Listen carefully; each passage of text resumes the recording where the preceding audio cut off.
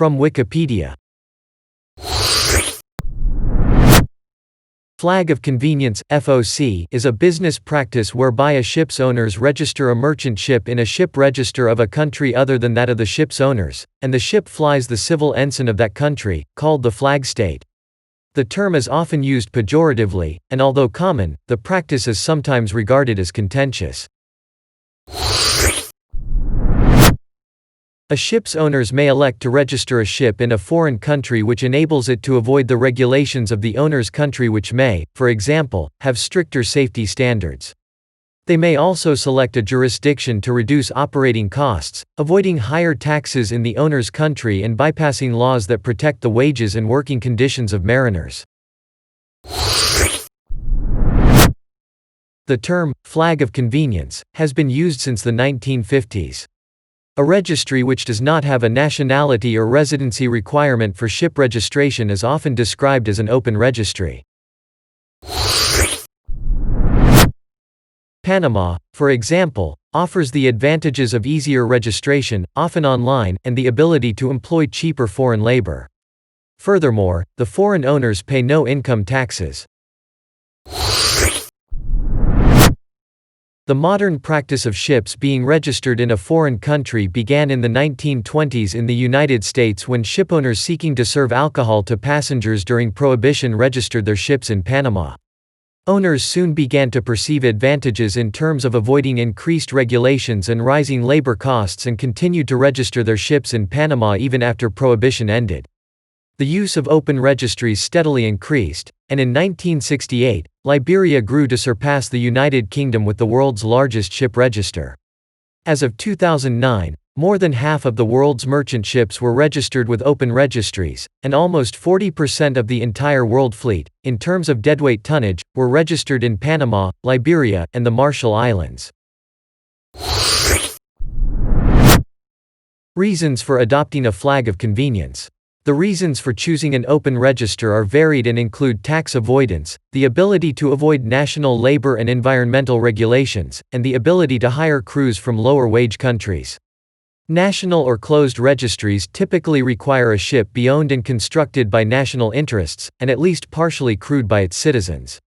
Conversely, open registries frequently offer online registration with few questions asked. The use of flags of convenience lowers registration and maintenance costs, which in turn reduces overall transportation costs.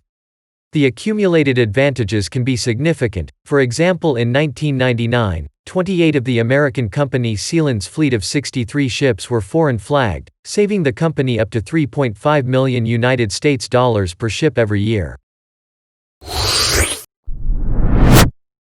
There are a number of common threads found in criticisms of the flag of convenience system. One is that these flag states have insufficient regulations and that those regulations they do have are poorly enforced. Another is that, in many cases, the flag state cannot identify a shipowner, much less hold the owner civilly or criminally responsible for a ship's actions.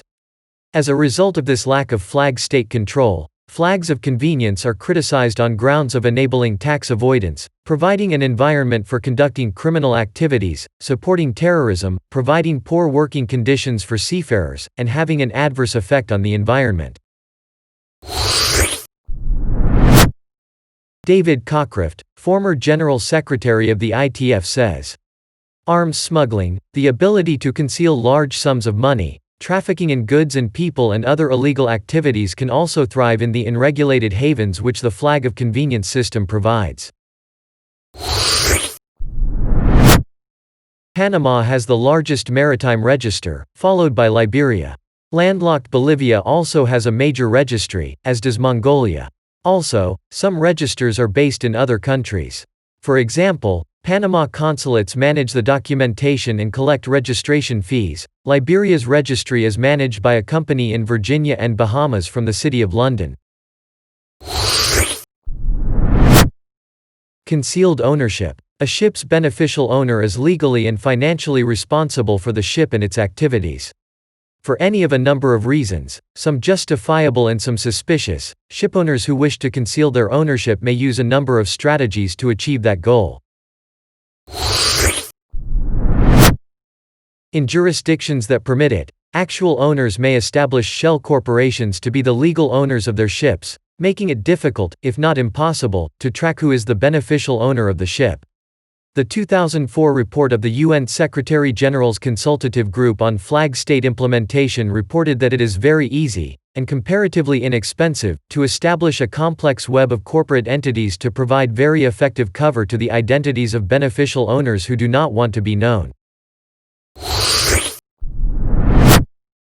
According to a 2003 report by the Organization for Economic Cooperation and Development, OECD, report entitled, Ownership and Control of Ships, these corporate structures are often multi-layered, spread across numerous jurisdictions, and make the beneficial owner almost impenetrable to law enforcement officials and taxation. Crime. Flag of convenience ships have long been linked to crime on the high seas.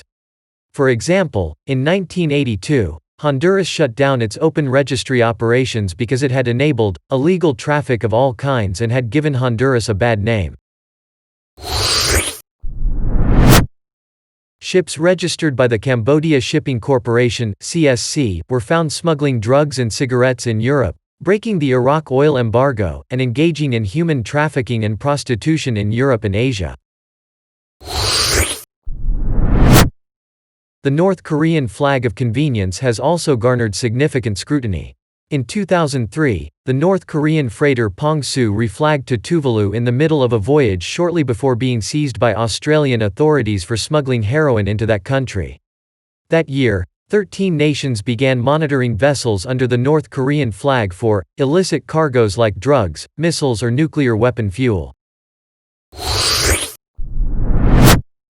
The International Transport Workers Federation goes further, stating that flags of convenience provide a means of avoiding labor regulation in the country of ownership, and become a vehicle for paying low wages and forcing long hours of work and unsafe working conditions.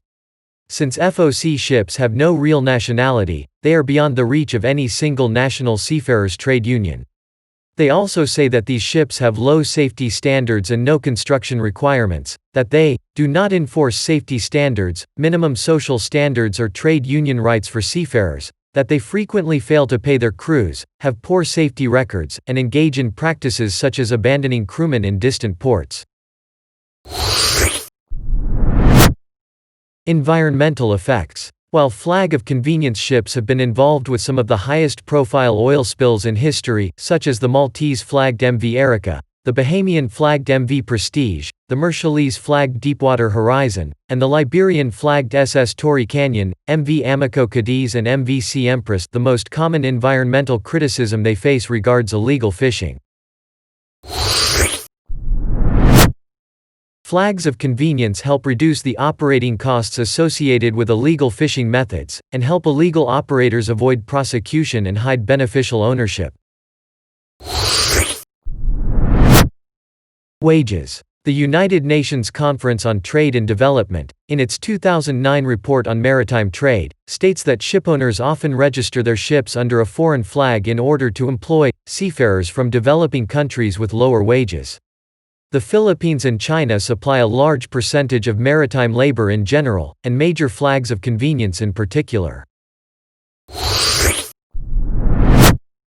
Among licensed mariners, American chief engineers earned a median $63,630, varying from $35,030 to $109,310, while their Filipino counterparts averaged $5,500 per year. Table of flags of convenience and statistics of registered ships 2019 data. These are not all the countries on the list, only the first 10 countries rank by the number of registered ships. Evacuate, evacuate, evacuate.